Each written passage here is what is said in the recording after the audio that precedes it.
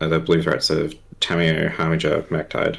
And then there's the supporting cast of Baleful Sludge Shredder, uh, Brazenborough, Overlord, and Troll.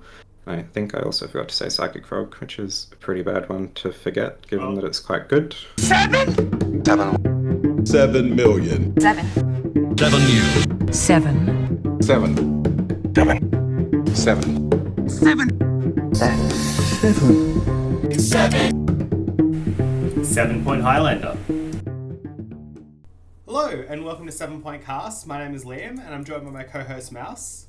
Hi, keen as a bean for this episode. Today we'll be speaking with Kyle from Melbourne. Kyle, how are you going? Yeah, good. How are you? Very well, thank you. Thanks for being here with us.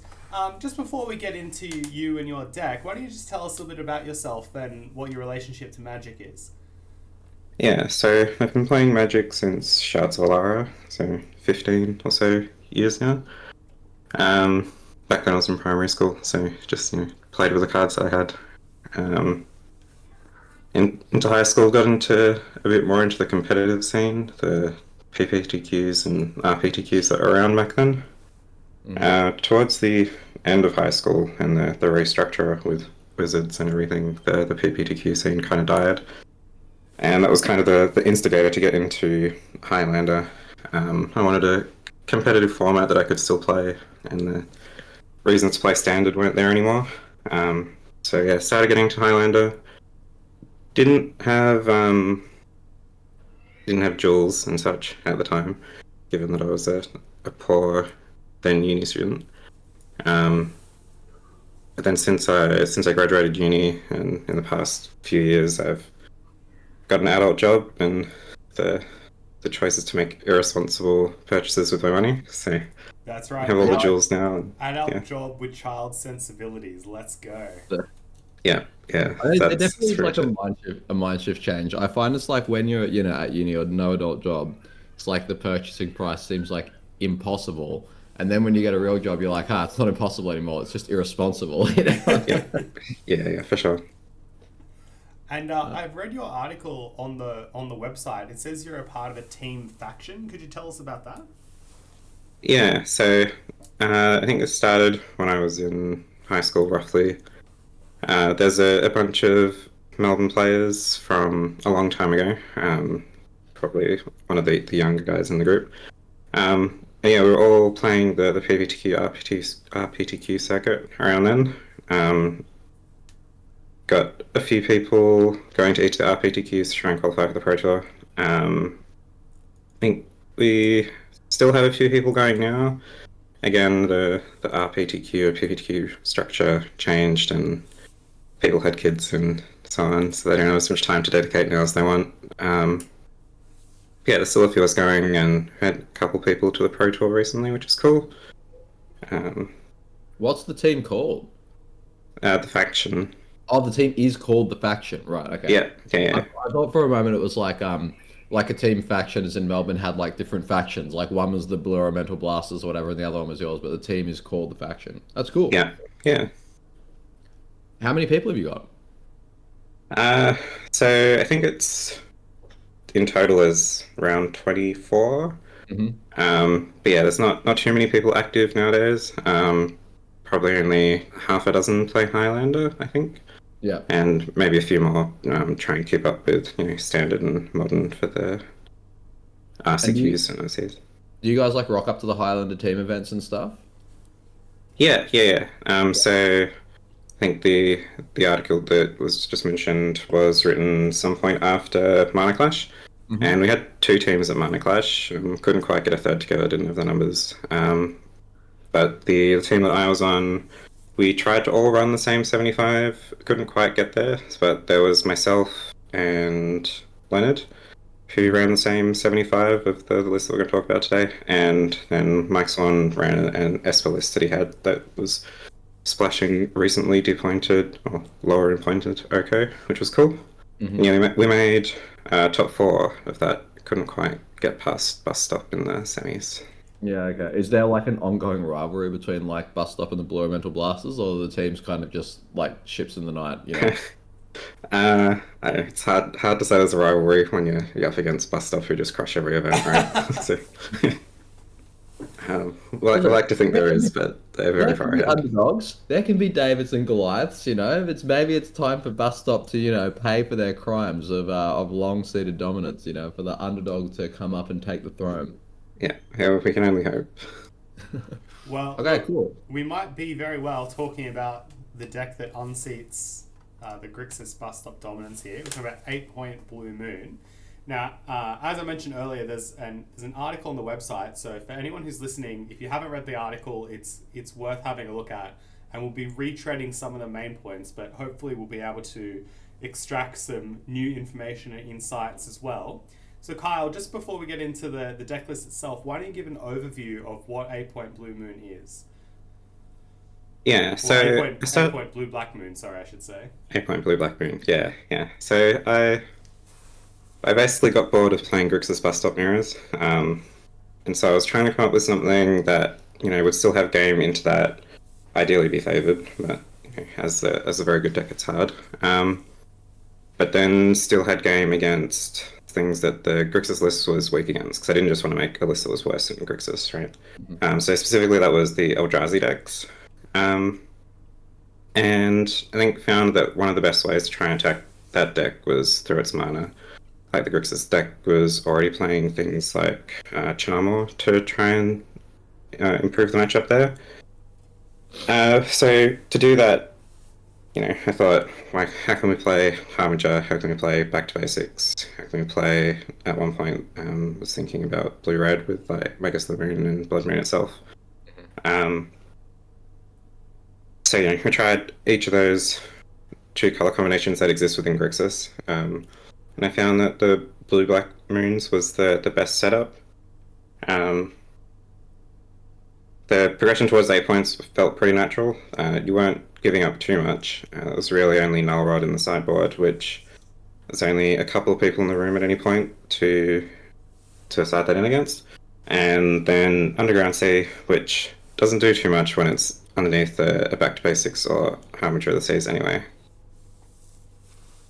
Yeah, I've played a fair bit of the traditional Blue Red Moon, and I tend to find the Vault to be really important. Like I mean, if you're on like a more tempo orientated list like you've got, like I find picking it up with the days to be way less punishing than like picking up like a Shockland, and definitely a Surveil land. But also, I don't know. It's like I feel it's just kind of like it's the one duel you can get, and then the rest can be basics, without like putting your back life or making it come to play tapped. How have you found the mana base side of the 8-point thing? Yeah, so the mana base is obviously worse by having one less duel. It does mean that I've had to make some concessions in cutting some of the double black cards that I'd like to play, because going like turn 1, fetch for a Watery Grave means if you do want to play those double black cards on turn 2, you have to fetch Basic Swamp on turn 2, and that just makes the rest of your cards much worse, right? You can't cast Counterspell with a Basic Swamp, and you don't get the option to pick up between your Basic or your Watery Grave, as you say, with Days. So there are some concessions there. I haven't felt that it's too bad. Like, as I say, you mostly want to fetch basics where you can after the first shock or dual land that you get. Yeah, I mean it is good though, like that for the listeners to know that kind of is the decision point, right? Like you're giving up your double black cards. So like the obvious ones which come to mind are like Douthie, maybe Hymn to Turak. Are there any other like really notable double black cards that you think are the concession points? I think it's mostly just the turn 2 double black cards, the two that you mentioned. Yeah. I don't play Sheldred in my list for other reasons, but I think it's still reasonable to be able to cast it if you want it in your deck. At that point it's turn 4, you've probably had a turn where you left up a fetch to play a Spell Pierce and then didn't need to, so you can go get the spell land.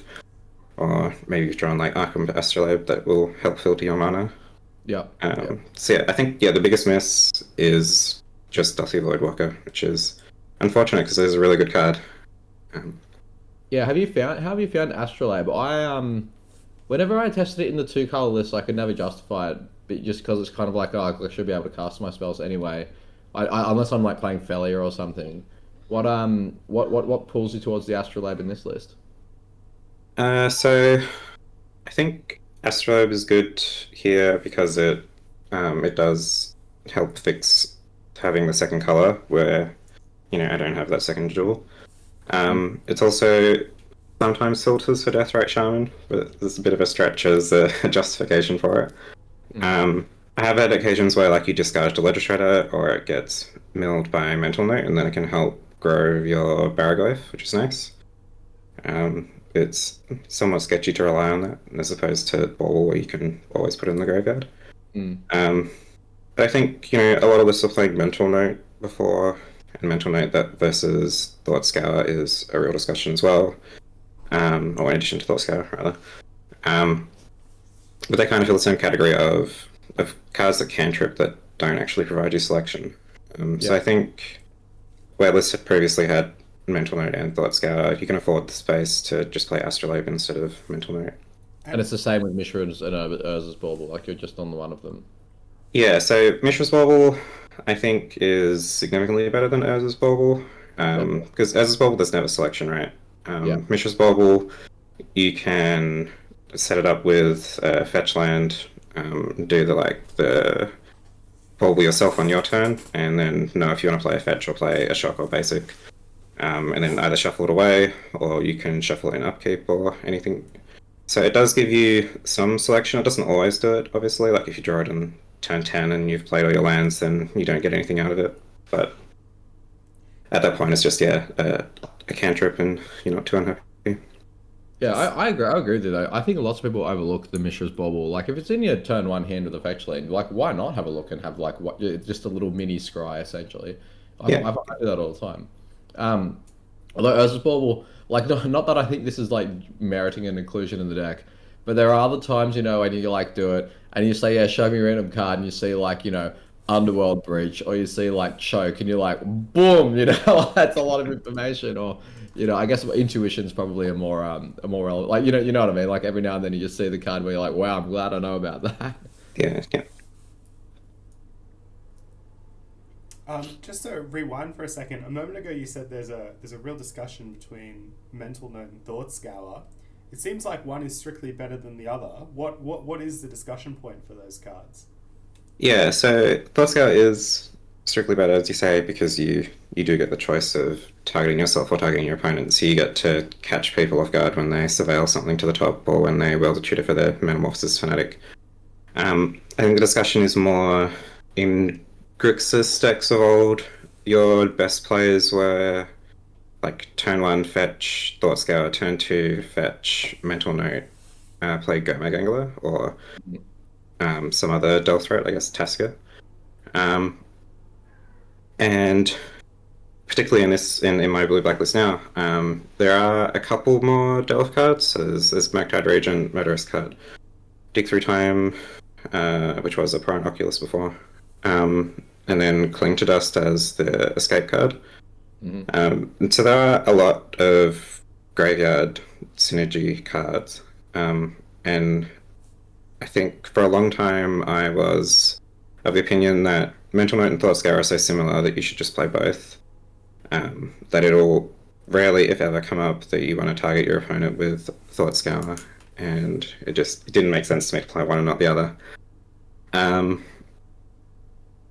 I've had a lot of people push back on that opinion, and with everyone beating you down on it, I decided I would finally give them a go at trying just the Thought Scour, because as I say, like Thought Scour and Mental Note, they don't give you the card selection, so there's only so many that you can put in your deck. Well, next time someone criticizes you for not playing a functional reprint, you just need to be like, look, guys, I'm the one playing 4 snow-covered basics in my deck. I'm comfortable playing duplicate copies in this format. Yeah, that's right. Maybe I should even be playing 5 snow-covered basics. Well, look, if you play 4, you may as well play another one, right? Yeah, that's right. I am curious about the Thought Scour Mental Note thing, just because I think I'm more in the camp of, look, if you're going to play one, you're going to play both. Mostly because I view really these cards as like they're to fuel delve, right? That's why they're there. As you said, they don't offer selection. You're not like just blue draw card's not good enough. Um, they're there because you've got these big payoff cards, these Merc Tides, Dig Through Time, Murderous Cut. In other lists, I imagine you've toyed with Go Mag Anger and Oculus. And if that's the case, then you want those cards to be as cheap as possible, as often as possible. Um, and so I like I guess the downside is if you have both of them in your hand, it's kind of like two mana just you're filling basically just like the world with air, like nothing's really happening. Um, do you have like any specific thoughts about what the right ratio is between these kind of like delve slash escape cards and scours, notes, baubles, etc. Like, because I know certainly when I see in the Discord, one of the most frequent things which come up, which I do think like I often sometimes comment is people have these lists and they're running like five heavy hitting delve cards, and there's always like, oh, I don't know if you can support that much delve. Like how what have you found to be the kind of right ratio as like a guiding light for people in terms of how much of these things they should run? It's kind of hard to say because I guess it depends on what else is in your deck that cares about the graveyard. So you have like Psychic Frog and Baraglyph. Psychic Frog caring that you have some number of cards that you can jump it. Baraglyph caring that you have all your cards there so that it's big. So like if you want to have more delve cards in addition to having cards that care about the graveyard, you need to have more enablers for it, right?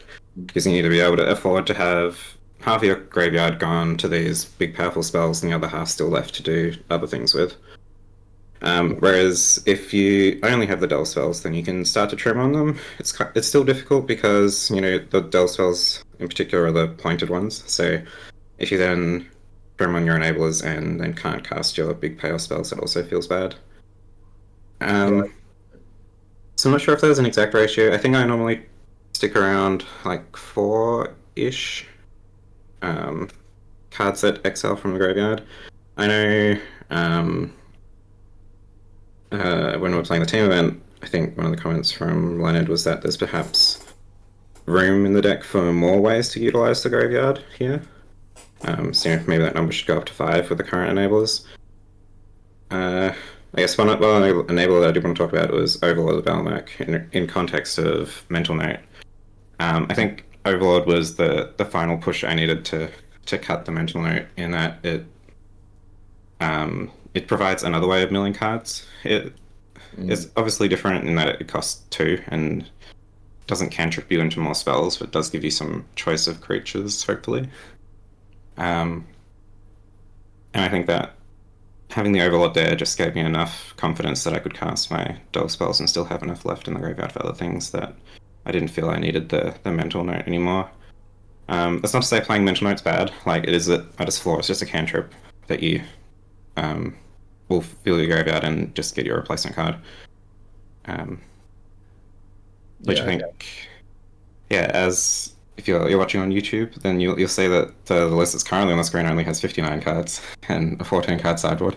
So it's possible that the 60th card does end up being Mental Note because that's certainly the easiest choice in terms of making it 59.5 cards. Or Urza's Bauble, that's the Or Urza's Bauble. I'll need more convincing on that one. That one I'm still very much not a fan of. A 5th snow-covered island. Yeah. Or a 5th snow-covered island, yeah. Look, are you really not sold on the Urza's Bauble? No, I really think it, like in Jund or Delirium-based builds, I suppose, rather than Jund specifically, it's much better because you care about the card type more. Yeah. But I think just it leaves you, like, if you have an opening hand with 2 baubles, or just say like a bauble and a cantrip, so you don't know what your hand actually does. And the Urza's Bauble doesn't help you do anything with that. Mistress Bauble, as you said, gets the pseudo scry with the fetch land. For me, the primary use case of them is, I mean, aside from obviously the obvious things like Delirium and stuff, is one, the Ledger Shredder is just so much better if you have a free spell. If I could run, like 6 free spells or whatever, I probably would. I'd be like, both baubles get probe snuff out. Just getting to 4 toughness immediately is just I've just found it's just leagues different. It's a different card. And the other one is it's more specifically for Tamio, for baubles is Tamio, like being able to go like Tamio bauble, pass, crack the bauble, and then untap swing with Tamio, crack the clue, draw, and then flip immediately. And like there are lots of decks where, especially like if you're on the play, turn one Tamio, turn two, turn it over, and start ticking up. It's a lot of pressure. So just having like as many ways to put that together as possible, I've found to be pretty good. Yeah, I guess it's like a similar argument as to mental note in that you can't go too wrong by just having the 60th card be a bauble. But if your 55th through 60th cards are all baubles, then Yeah, it starts to make your opening hands hard to work out if they're right for any given matchup. that is true. Actually, I hadn't because I've written about and spoken about this before that there is like the cost of just air, where if you've got like bauble, thought scour, mental note, like these are kind of like a lot of cards which quote unquote don't do anything, and there's also just a world where later in the game, you cast a dig through time or whatever, and those are the 4 active spells. Yeah. And you're like, oh well, I've got no idea what my real selection is. So maybe there is something to be said that baubles and scours at the same time have like kind of a hidden cost. Otherwise, the next thing I was going to ask about is like the threat package. So do you want to run us through what your current suite of creatures are, why you think they're the ones which are the best ones, and like where anything hidden about them? Yeah, so I guess the threat package is important in that it answers, I feel, one of the more common questions in why am I playing blue-black over blue-red? Because blue-red you obviously get the Magus and Blood Moon as additional moon effects. But I think the black cards are very strong at the moment. So in this list we've got Cecil, Dark Knight, Deathrite, Emperor Bones, Orchestra Masters, and Baragoyf as the primary black threats. On top of that, there's the blue threats of Tamio, Harminger, Magtide. And then there's the supporting cast of Baleful Strix, Sludge Shredder, Brazenborough, Overlord, and Troll. I think I also forgot to say Psychic Frog, which is a pretty bad one to forget, given that it's quite good. If you don't mention Psychic Frog, it might not get another point. Yeah, that's true. Maybe I should not mention Psychic Frog then. Well, let's start from the top. Could you tell us a little bit about Cecil Dark Knight? Yeah, so this is a relatively recent one. I know that has led to the cut of Oculus, which I'll talk about in a minute. But Cecil Dark Knight, I think it's I'm just trying to make the curve of the deck lower, right? Because being able to play cheaper spells and more of them is much more appealing than trying to invest in this one big spell that just gets answered. And particularly in this list where you're fetching Shockland on turn 1 the majority of the time, you're already helping get down to the 10 life that you need for Cecil to flip. And I think if you play a turn 1 Cecil and your opponent plays a blocker and you just answer it, and it's like if that's a play pattern that you can repeat for multiple turns, it doesn't take long for it to flip, particularly with follow-up fetches and hitting yourself as well as hitting your opponent. So like a 1 mana 2/3 is within the striking zone for what this deck wants to be doing. Is that accurate? I don't think that's how I would phrase it. I think Cecil is better viewed as a card that, if it's left alone, it can win the game, right? The reason why I phrased it like that is because I was going to make a joke about Neverglade being in the deck, but that is a relevant question here. Like, it's a very strong 1 mana high PT card that can just win the game by itself. And it seems like there's a favourable comparison between Netherglyph and Cecil. Yeah. So obviously, well, pre-pointing of Netherglyph that it was in the deck. I think after it's been pointed, it's I guess Cecil is close enough to Netherglyph that it feels bad to pay the point for Netherglyph. And when you do flip it, like, are those the games that I flipped it now, I'm going to win? Or is it rather, I was kind of already in a winning position and now I just get to flip my Cecil? So I guess the sum of both. So if you play it on turn 1, then when you flip it, it's like you're already winning because you've been attacking for 3 or 4 turns, probably 3 or 4 turns, yeah. and you got those attacks in every time, and it was never stopped. So you're winning those games anyway. And there are other games where, like, you draw it late, and players are already down to that 10 life mark, and so you only need to hit with it once, or like you block some token or something your opponent has, and then it immediately flips.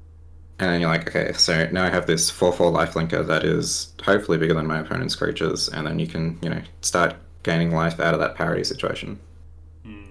Is there a world where, like, as a points configuration, it's like, dig through time, nix that for like consult the star charts or some, slightly worse draw spell, but add in, Nevergoyf as like one more, like, one mana threat? Because I've got to assume that, particularly in like a daze and like 2 mana counterspell decks, that the 1 mana threats have to feel a lot better, right? Yeah. So I guess Dig Through Time is the card to talk about in terms of if you wanted to change one of the points. So I think the other 7 points in this deck are very unoriginal in the sense that they are 7 of the most played pointed cards. So they've all proven their worth in terms of how good they are in the format. So it's really Dig Through Time that is on the chopping block or something, and I could see it being cut for Nethergoyf. Previously, I did have it as Apparent Oculus. Yep. So I thought Apparent Oculus, it wins games very quickly, and it can turn games around from where you're losing to where you're winning, by just making so many bodies so quickly. It's got that real unique go wide effect, which blue-black kind of traditionally struggles to do, and it fills that role nicely. Yeah. But with the printing of Cecil, I felt that I had enough creatures that I could afford to put the points elsewhere. And so I think Dig Through Time is the latest card that I want to try.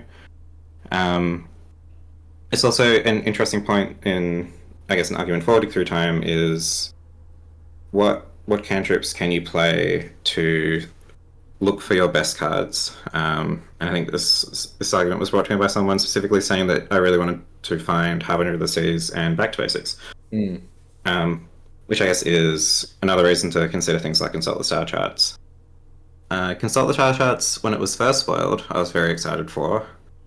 I've kind of come down on it since then, particularly in a deck, or specifically in this deck, rather. Because I think it's still a very powerful card. I think it's seeing a lot of play in Modern. But here, the deck doesn't too often get many more than 4 to 5 lands. Like, if you're getting past fetching for your Mystic Sanctuary to return a spell, the game's gone a very long time. And so I wasn't confident that I would be casting Consult the Star Charts as something more than a bad impulse a lot. I think you're right. I've certainly found in testing it in the control-y type decks, it definitely feels like exactly what you want to do. It's draw that dodges Bowmasters. It's kind of like a Dig Through Time that's not pointed. But the more tempo you go, the less appealing that card's got to be, right? Like 4 mana to pick up 2 cards it's just not tempo. Like you got to be pretty counterspell dense for the for the end of turn thing to be relevant. And so I think you're right that, like, Dig Through Time, the ability to, like, have it cost 2, where in principle you can just cast it and Back to Basics in the same turn even, or in a threat, has got to be a lot more relevant for this kind of deck. Yeah. And as I think it's the newest edition over Apparent Oculus because of feeling that there's enough threat density without the Oculus. Maybe it turns out to be bad. Hopefully not. I think it's since it's been moved to 1 point, it has been showing up in more lists. It has been successful in those lists, right? And I think in Blue-Black specifically, it gives you a lot of opportunities where you can just, like, dig to a threat plus a discard spell. Here's an interesting question. If, for example, like, you've identified Dig Through Time as, like, the chopping block point, which one of your threats would you actually pay 2 points for, or if any of them went to 2, would it have to go? I think that's what was hinted before, is that Psychic Frog is probably the most likely one to go to 2, and I would still play Psychic Frog at 2. Yeah, okay, fair. It was kind of the last couple of points updates have been interesting. I expected Psychic Frog and Reanimate to go to 2. And I kind of want to Reanimate to go to 2 because then I could cut the Troll of Khazad-dûm from the list. Yeah. And then my mana could be much better. Because if you've had a look at the exact number of cards that can fetch swamps and the number of cards with the swamp type, one number is greater than the other and not in the direction you would like it to be. So, have had games where Troll does not do very much.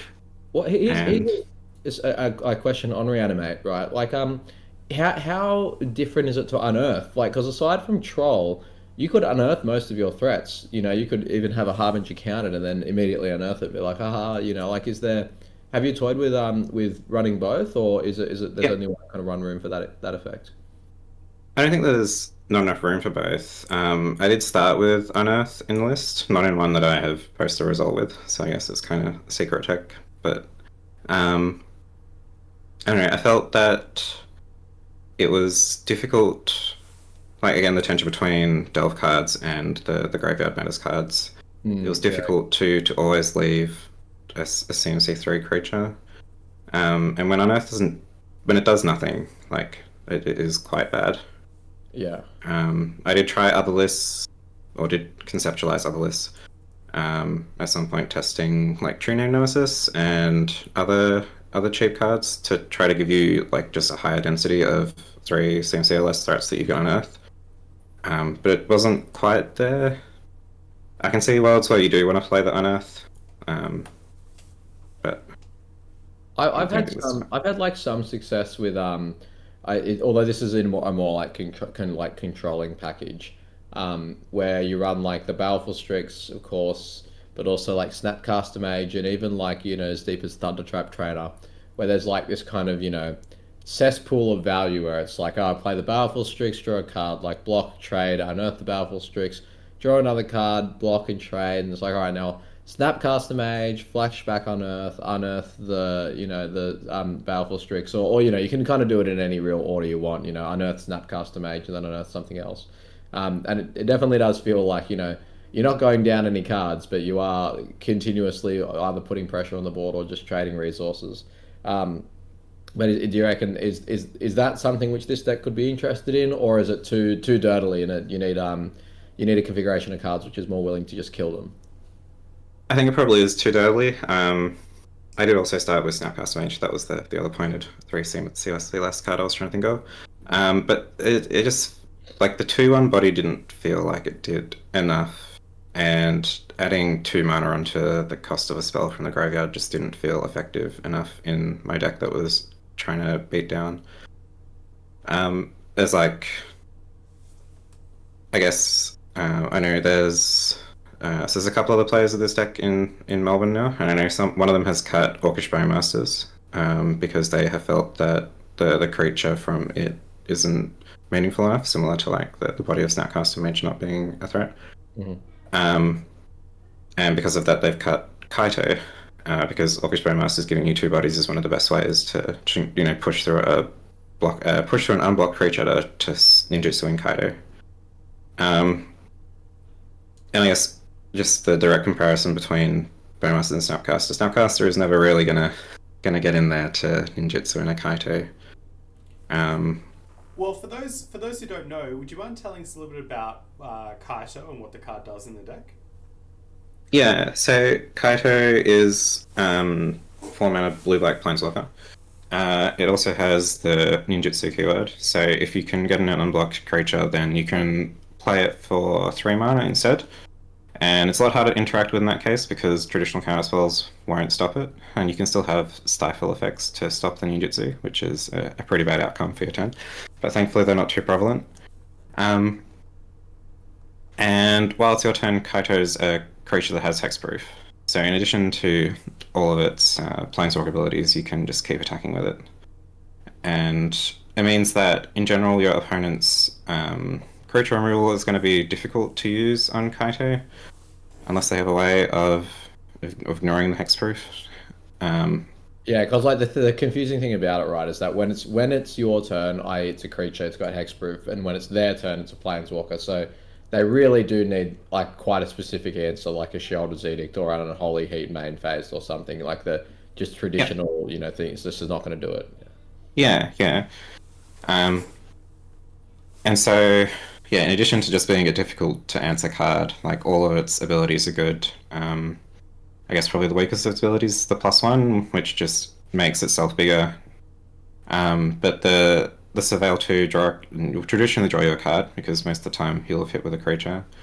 And then putting 2 stun counters on a creature does answer it for a long time. And when you don't need to attack too often, like if you're attacking with you can just Kaito itself, right? It deals 3 to 4 damage. You've probably ticked up the Kaito after you've stunned something. And there's a lot of these creatures that just are unassuming when they attack.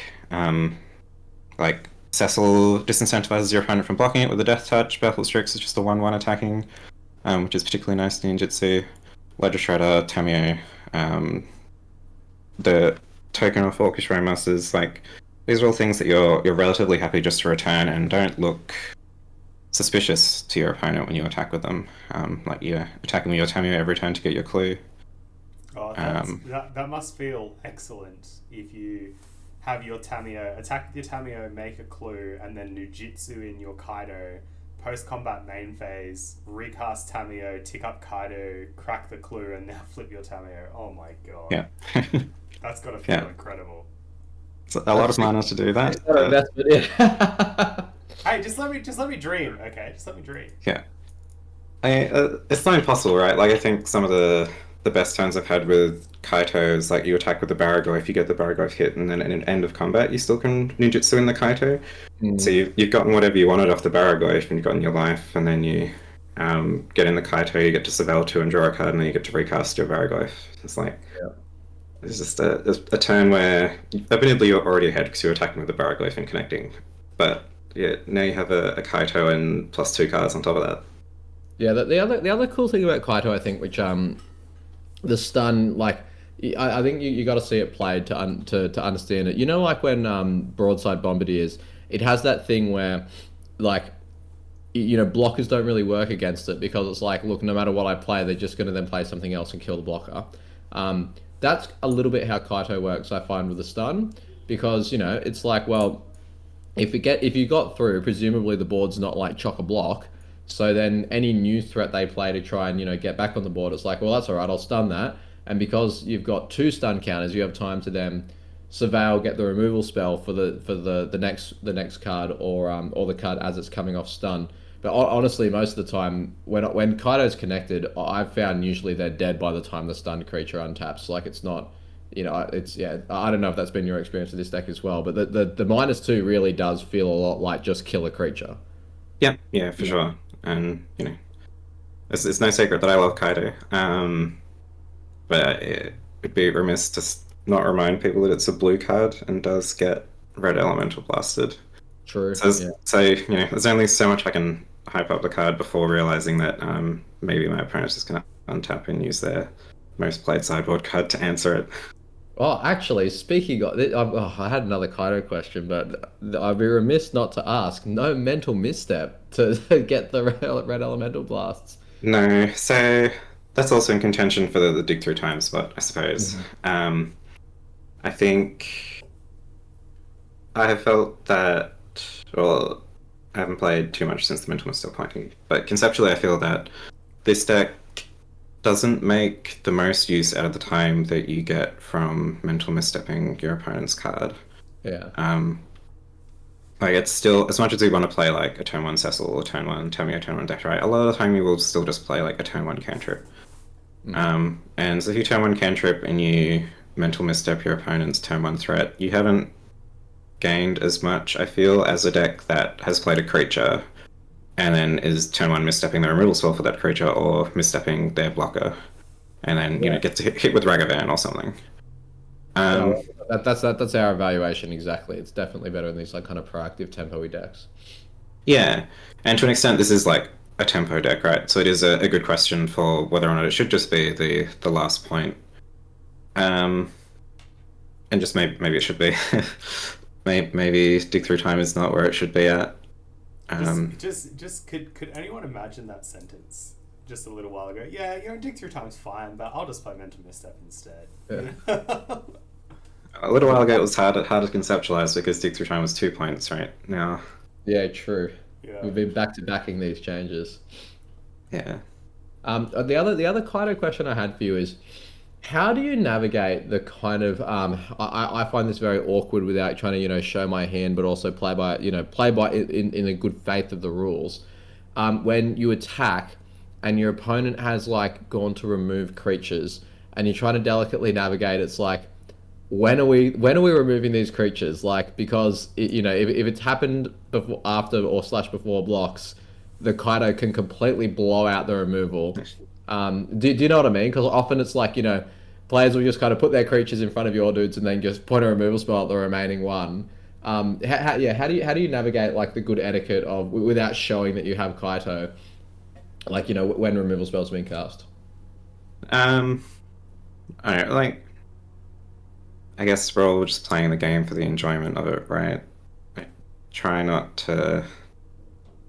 I try to believe that people are taking the actions in the phase that they intend to take them in. So if someone's doing something and I'm not sure what phase they're in, I'll just ask them. I don't.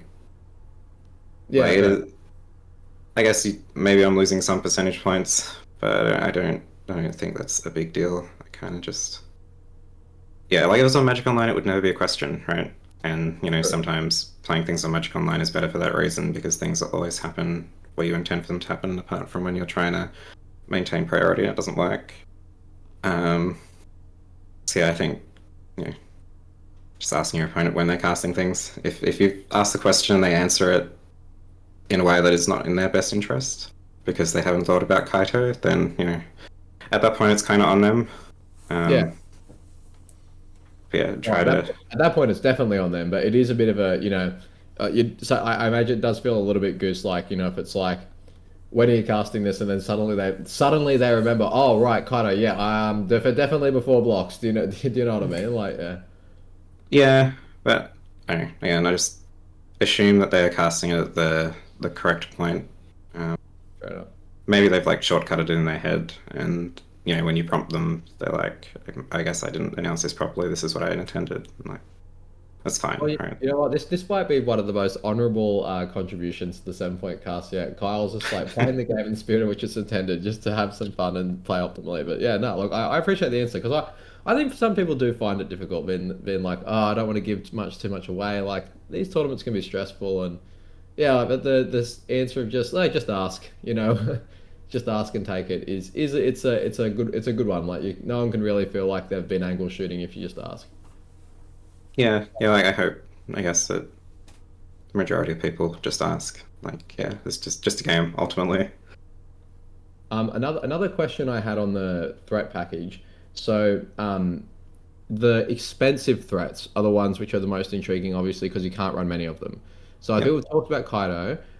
You mentioned earlier you don't run Shieldred for other reasons. So I'd really like to hear about like the decision points between like Overlord, Shieldred, and then potentially I'm going to ask about that Quantum Riddler card, the new blue one with the warp, which kind of feels a little bit like Overlord, like 2 mana early or big mana late. How many of these things can you run? What pulls you in each direction for evaluating which one's best? Yeah, I guess in terms of like how many can you run, ideally you would run zero probably, right? If you had better threats that were just cheaper, you would just run all of those. Yeah, fair enough. So it's once you run out of cheaper threats, you have to start considering which of the more expensive ones are the ones you want to play. And Overlord, and to I guess a lesser extent Quantum Riddler. Quantum Riddler, I'm less high on just because it's an expensive blue card, which makes the tax of Red Elemental Blast and Power Blast much higher. And if it just means that your expensive blue card has to win when it resolves, and it probably will, but it doesn't win immediately on the spot, and that makes me feel not so excited to be playing it. Which I guess is kind of a similar reason for Sheldred. Sheldred, I found, is very good at accelerating the game, so you're already ahead. So it's very good at closing out a game. It is sometimes good at trying to turn a game around. You can sometimes get the dream scenario of playing Sheldon and playing a Brainstorm, and you've gained 6 life, and now you're in a much different spot to where you were 2 spells ago. but often if you're being beat down, or often I found that if you're being beat down by a bunch of creatures, if your turn 4 is just play Sheldred, hope that it just like bodies your opponent's creatures, and then you can untap and gain 2 life. It's not really enough. Like first, you're obviously hoping your opponent doesn't have a removal spell for it, or just like flyers, or a way to attack through it with like broadside bombardiers that you mentioned earlier, just having menace and getting through. And then your payoff is you gain 2 life on your upkeep. Maybe you get the brainstorm then, and then maybe that's enough because then you've gained 8 life and you haven't immediately died. But a lot of the time, it just feels like your hope is that the body is big enough to do something, and then at that point, you know, I'm not really convinced that it's doing everything the deck wants to do at 4 mana, particularly. Does have the benefit of being a black card. And black cards are much harder to answer than blue cards. So what makes Overlord at the end of the day be like the one which you end up, you know, like if it is a concession to play like one of these expensive cards, what makes it the right one?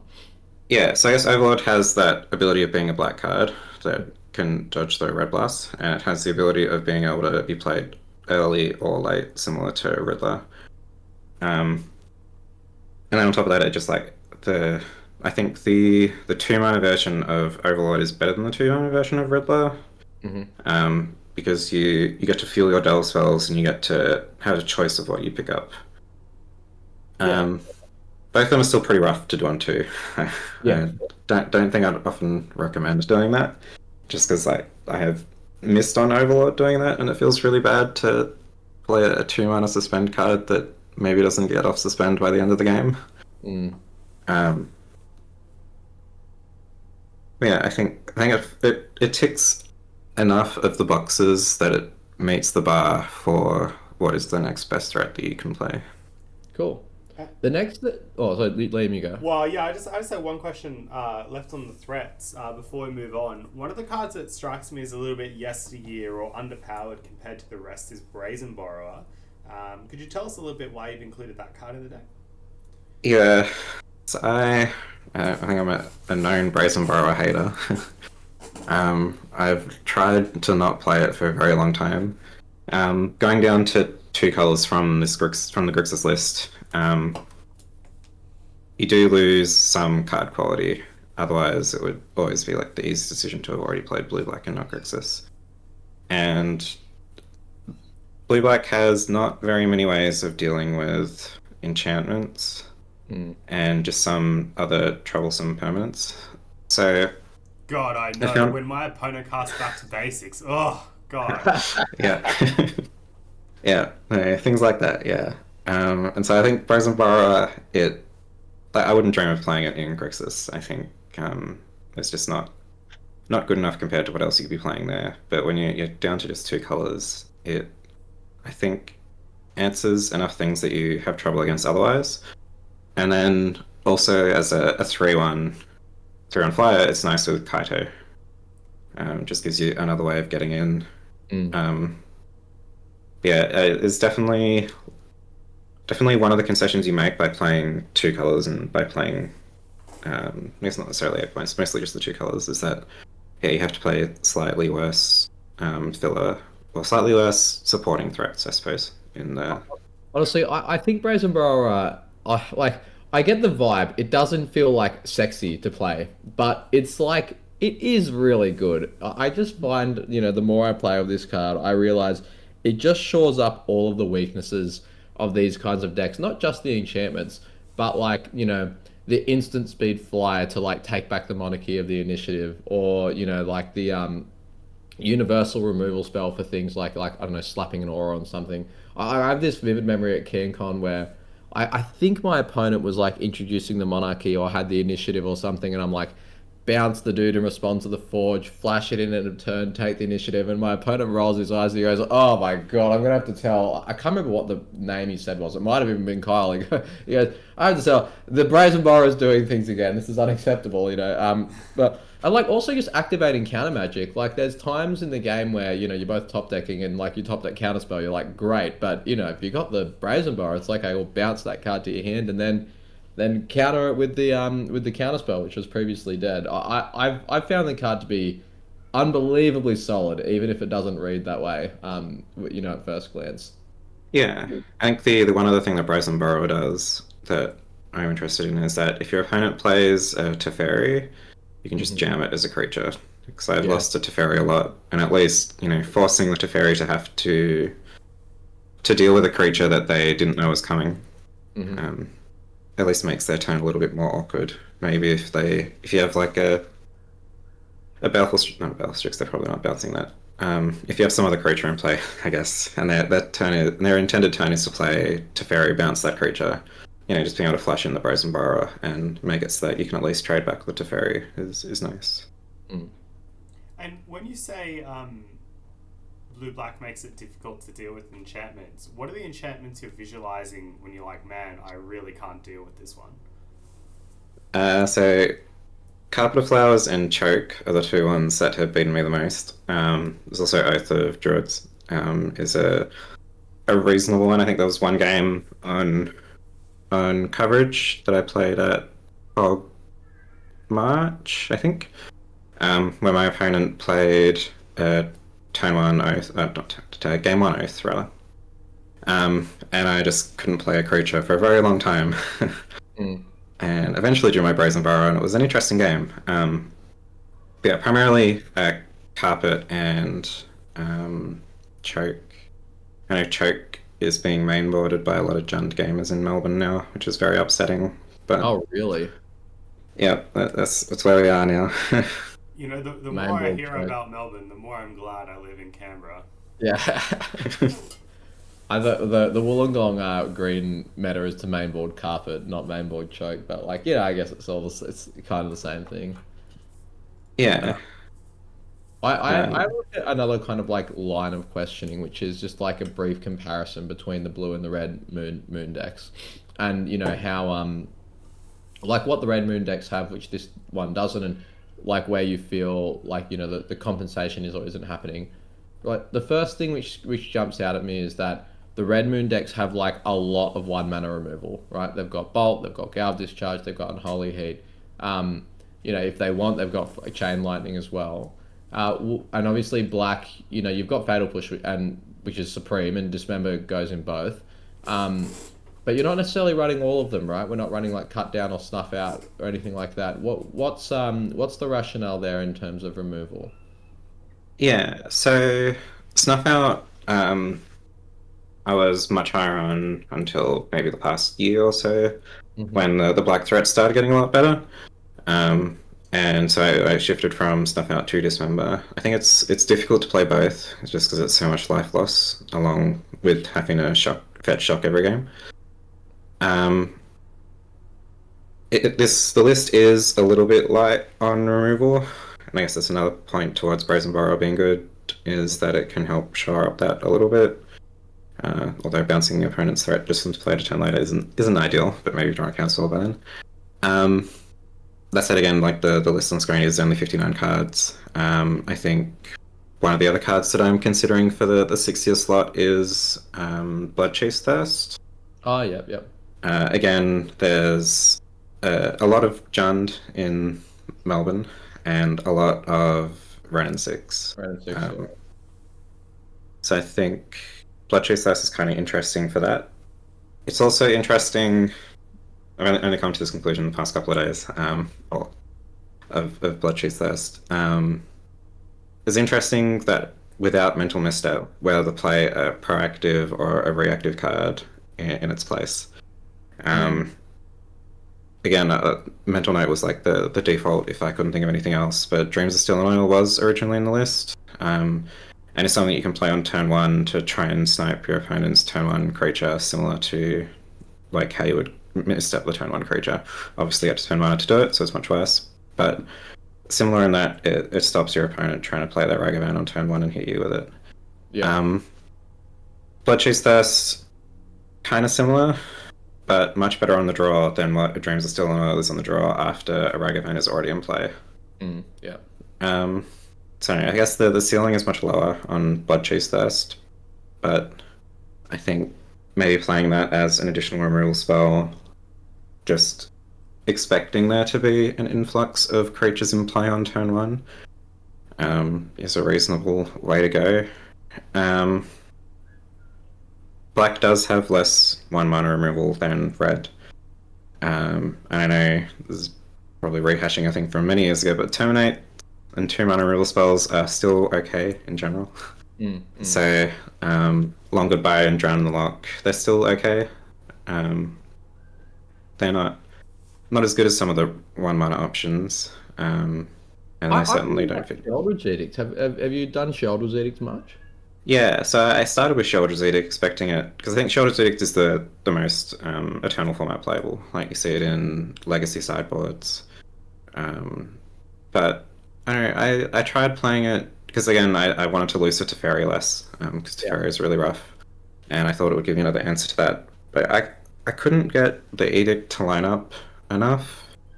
I don't know, maybe that's just small sample size, because obviously it's like hard to test the effect of any individual card.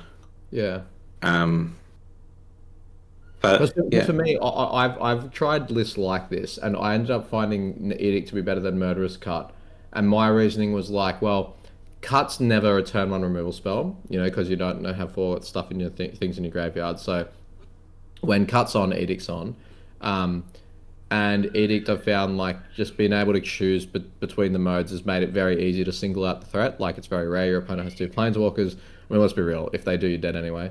And a lot of the most problematic, like, creatures to kill, like Bowmasters and Ajani, are paired with a token, so you kind of do get to choose what to do. But I just found that one to be really, really easy to kind of get exactly what I wanted out of it. Yeah, I guess Edict versus Cut is an interesting comparison, because for me, Edict was competing with the Long Goodbye slot. Right. Because obviously, yes, Cut, Edict, Long Goodbye, none of them are a turn 1 removal spell. I think if I wanted more of that, then yeah, either Cut down Bloodchase Thirst, something like that would be the direction I would look. But to me, Murderous Cut is like a turn 4 removal spell that costs 1 mana, which is relevant in the sense that you can double spell with it with one of your 3 mana cards. I can't recall the name of the card, but isn't there a 1 mana black removal spell that destroys a creature where the power and toughness, the sum of the power and toughness are less than 5? What?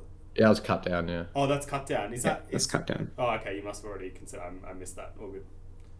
All good. Yeah, Cut Down is an option as well. Trying to think if there's any important thing it misses.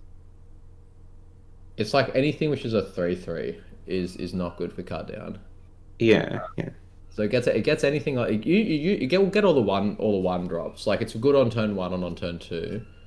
But yeah, good question. What is it missing? I mean, it's not it's never going to get, like, a Murktide Region or a Barragoyf. Psychic Frog, and Psychic Frog and Ledger Shredder are gonna outgrow it pretty easily. Well, in response to the Ledger Shredder, it won't.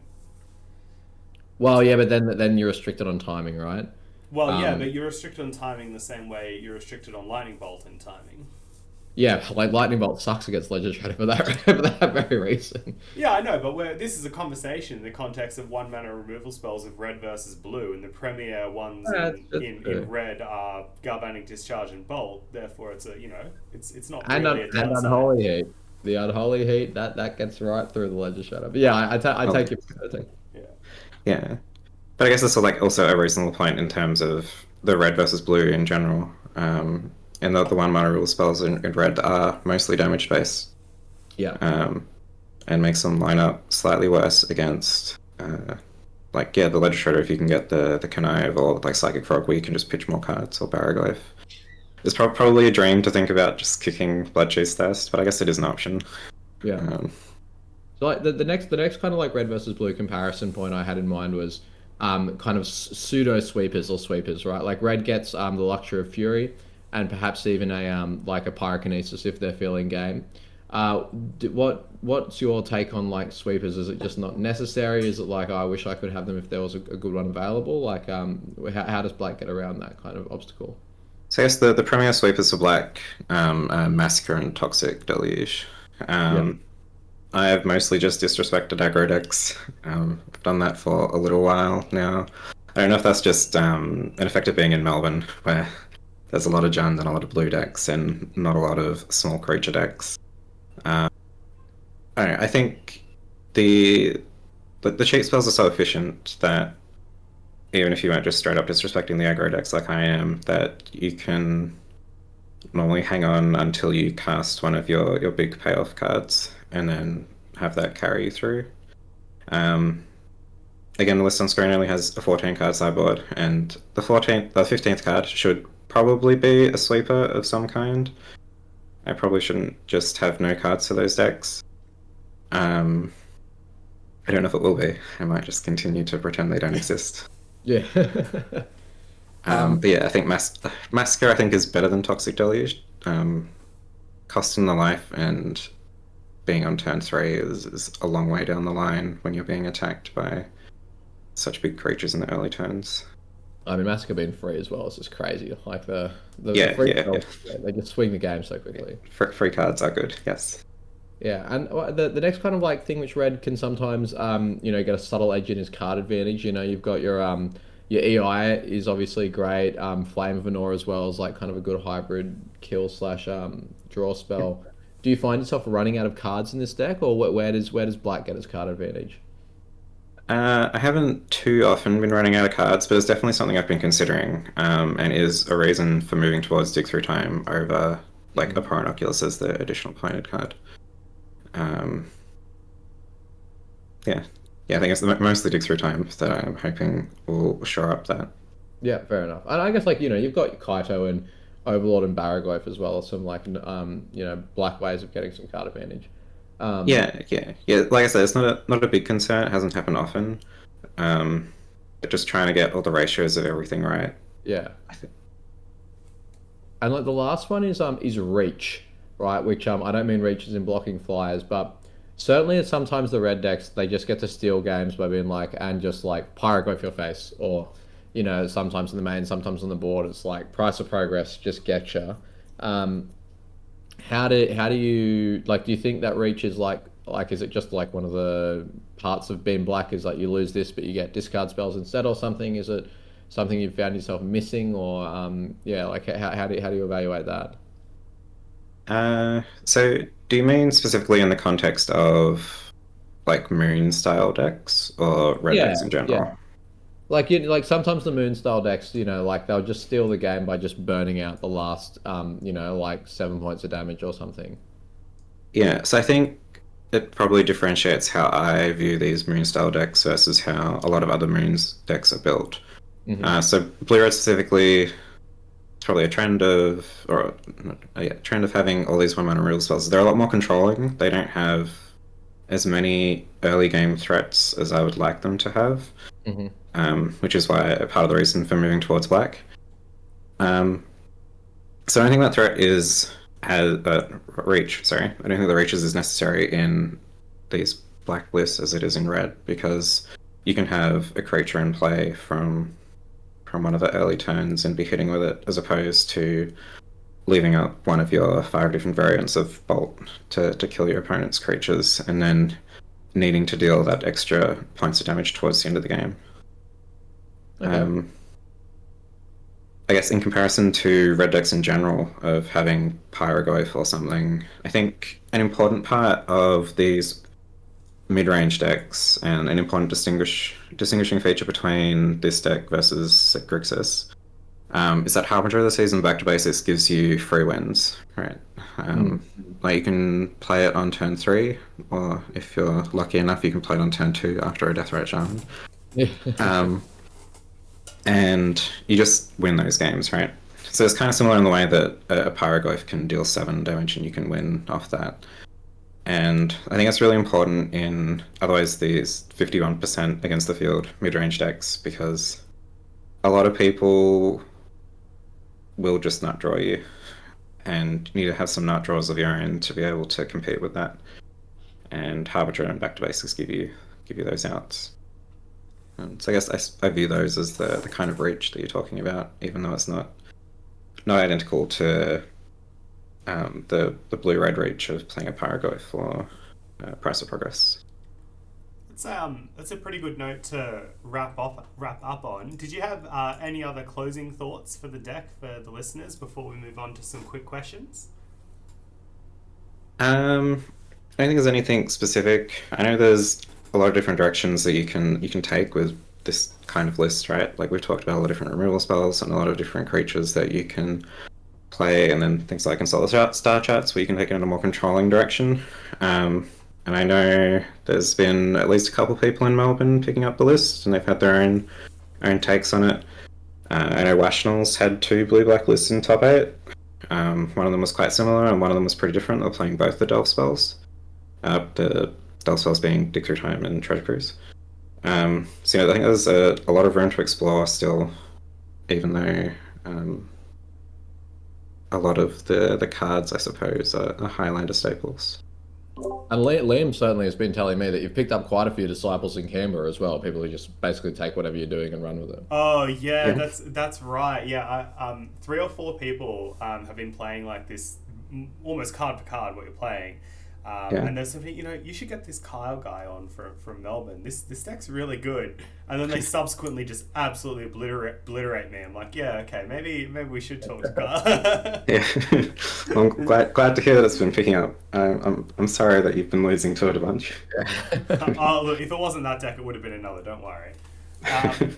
All right, well let's do some quick questions. So the first one I have is: do you have a preferred measure for determining who goes first? Just do odds or evens. Odds or evens. I'm boring. Yeah. What's the funniest reaction you've had when you've just absolutely windmill slammed a back to basics against an opponent? So it was some of what I was alluding to before with the Death Rat Shaman. I did get the Death Rat Shaman into back to basics against Mulch. I was on the play, and it was a good reaction from him to try to work out if there was any way he could come back in that game, and there was not. I very quickly won that game. I'm sure you've also had some non-PG-13 reactions as well. A couple, yeah, but... And the final quick question is, what universes beyond IP would really be your guilty pleasure that you'd have to buy as many of those cards as possible and try and jam them into your decks? It's an interesting question.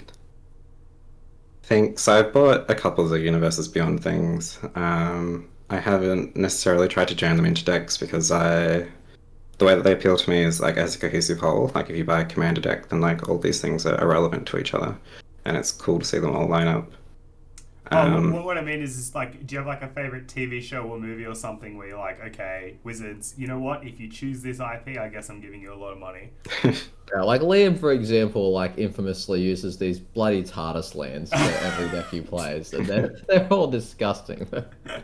Yeah. Well, I guess fun fact, somewhat related to this. If you look at all the subheadings of my article for Blue Black Moon, they're all quests in Final Fantasy XIV. So, oh, really? Yeah. Some of them were not very original. Like there's a subheading called Choices. And originally in editing that was changed to something else more interesting than just a one-word subheading. But yeah, they're all quests that you can do in Final Fantasy XIV. So I suppose Wizards already got me with that one. Yeah, nice. No, well, okay, hold on. I need to see this. What, you got to verify? I was going to say, for those who haven't read the article, it's called Back to Basics. Is that another Final Fantasy nod? Or? No, so at the time that I wrote the article, I had top 8'd 4 events back to back. I think it's now up to 5 or 6. That's right. I remember reading this and thinking 8 armed and dangerous didn't make a lot of sense when I first read it. I was like, oh, okay, 8 points. Choices. Oh, is that what it is? When I read it, I was like, oh, I guess maybe Overlord has 8 arms, but then was wondering why the Overlord picture wasn't immediately below. And that's right, yeah, a guide of sorts. I thought that was just you being coy about sideboarding. Well, yeah, I tried to pick headings or tried to pick quest names that at least lined up. Yeah, like they're not totally random. Yeah, well, not totally random. But the article has now like picked up a lot of points in my eyes. It's actually very, very, very, very clever with these headings. The first one is unequivocally the best one, the red side of the moon. Yeah. So when I saw that quest, I pretty much decided that was going to be the theme for how I named all the subheadings in the article. Yeah, nice. Oh, that's very cool. nobody's commented on it, so maybe it was too niche of a reference. But Oh, look, it's also the kind of reference which one would privately enjoy, I think. It's like, well, what are they got to do? Get onto public points discussion and being like, guys, you Yeah. don't believe what I discovered. I hope at least one person enjoyed it because I know I did. So. Well, look, guys, if you enjoyed it, please leave a comment on the YouTube video. I don't even know if it's possible to comment on Spotify. But yes, the 7-Point Cast can always be found on YouTube and Spotify. We've had a lot of fun talking to Kyle today about a cool twist, been Black Moons on a traditional archetype, which is often one of the funnest ways to bring a new meta player into the format. Please listen to us. Yeah, YouTube, Spotify, hit the subscribe button. And also, of course, share the love of the 7-Point Cast and the format with your friends, get more people on it. I've found a lot of people have found these videos very useful for just getting a feel for the format. And if you've got a deck or an archetype which you're passionate about, something you've been innovating or something you've enjoyed some success with, reach out to Liam and I because we're always looking for new guests. And yeah, with that said, Carl, thanks for coming on again, and Liam, thanks for hosting.